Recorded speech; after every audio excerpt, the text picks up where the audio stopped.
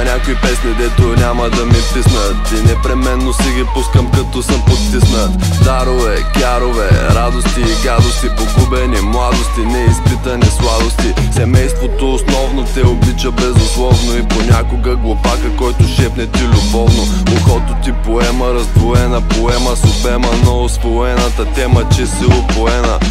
И колко пъти през глава си се завивала, свивала и смисълта за някой си заспивала. Макар да си я подаваха като топка плажна, тя говореше, че любовта е най-важна. Не беше права и веднага се нацупи щом и казах, че Купидон едва ли ще и купи дом.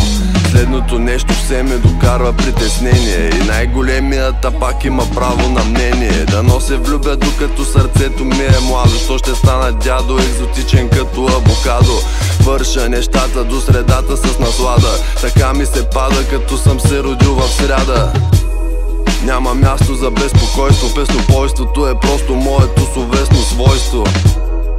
За жалост ми липсва цялост и не става да я компенсирам с престорена зрялост. Най-много се боя от война и природни бедствия и престъпници, за които е нямало последствия. Знаете ли какво е ирационален страх?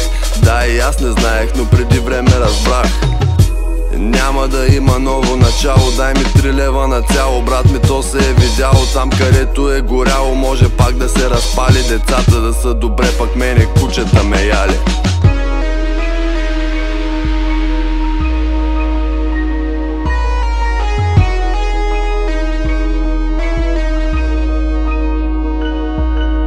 Нощите са дълги, дните ми са къси. Често се случва да бия хора в съня си. Не е толкова трудно да се живее без любов. Останете с усмивка, аз бях Явор Тодоров.